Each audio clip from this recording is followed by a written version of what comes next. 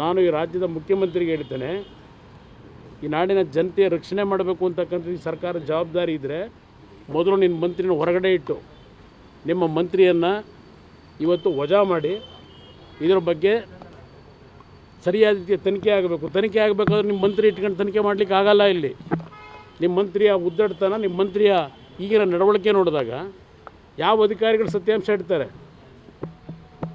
ಮೊದಲು ವಜಾ ಮಾಡಿ ಇವತ್ತು ಮಂತ್ರಿಗಳು ಸ್ವಲ್ಪ ಸರಿಯಾದ ರೀತಿ ಹದ್ಬಸ್ನಲ್ಲಿ ಕೆಲಸ ಮಾಡ್ತಕ್ಕಂಥ ಒಂದು ವಾತಾವರಣ ನಿರ್ಮಾಣ ಆಗಬೇಕು ರಾಜ್ಯದಲ್ಲಿ.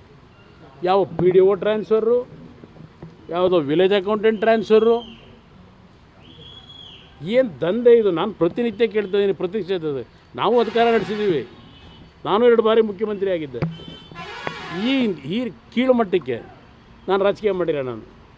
ನನ್ನ ಕ್ಷೇತ್ರದ ಚನ್ನಪಟ್ಟಣದಲ್ಲೇ ಯಾವ್ಯಾವ ಅಧಿಕಾರಿಗಳನ್ನ ಇಟ್ಕೊಂಡಿದ್ರು ನನ್ನ ಹಿಂದಿನ ಶಾಸಕರು, ಒಬ್ಬ ಅಧಿಕಾರಿ ಟ್ರಾನ್ಸ್ಫರ್ ಮಾಡಲಿಲ್ಲ.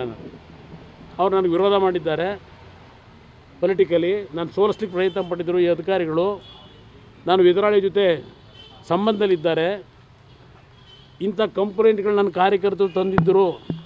ಒಬ್ಬ ಅಧಿಕಾರಿ ನಾನು ಟ್ರಾನ್ಸ್ಫರ್ ಮಾಡಿಲ್ಲ. 14 ತಿಂಗಳು ಮುಖ್ಯಮಂತ್ರಿ ಇದ್ದಾರೆ.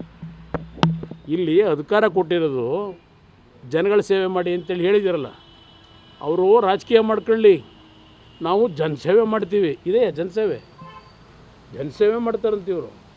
ಅವ್ರು ಕುಮಾರಸ್ವಾಮಿ ಅವರು ಏನು ಬೇಕಾದರೂ ಹೇಳ್ಕೊಳ್ಳಿ, ರಾಜಕೀಯ ಮಾಡ್ಕೊಳ್ಳಿ. ಈ ಜನಸೇವೆನಪ್ಪ ನಿಮ್ಗಳಿಗೆ ಹೇಳಿರೋದು ಮಾಡೋಕ್ಕೆ? ಇದು ಶುರುವಾಗಿ ಹೋಗಿದೆ ಆಗಲೇ ಎಲ್ಲ ಕಡೆ. ವಿರೋಧಿ ಪಕ್ಷದ ಶಾಸಕರುಗಳೇನಿದ್ದಾರೆ, ಶಾಸಕರಿದ್ದಂಥ ಕ್ಷೇತ್ರದಲ್ಲೂ ಶಾಸಕರಿಗೆ ಈಗ ಲೆಕ್ಕ ಇಲ್ಲ, ಗೌರವ ಇಲ್ಲ.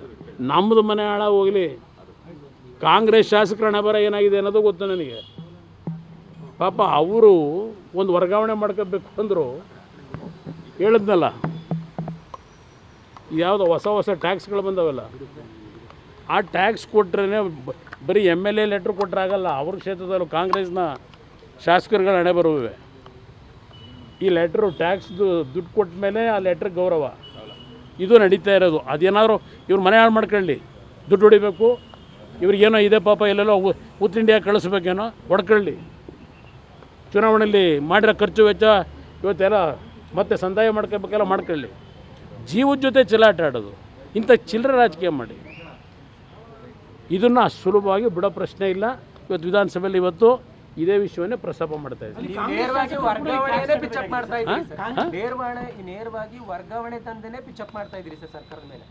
ಇನ್ನು ಒಂದೇ ತಿಂಗಳು ಬರೆದ್ರೆ ಇದೇ ನಡೀತಿರೋದು. ಈಗ ದುಡ್ಡಿಂದು ಓಕೆ, ದುಡ್ಡು ತಗೊಂಡಿರೋ ಮನೆ ಹಾಳಾಗೋಗಿ ಮಾಡ್ಕೊಳ್ಳಿ. ಜೀವದ ಜೊತೆ ಚೆಲ್ಲಾಟ ಆಡ್ತಾವ್ರಲ್ಲ,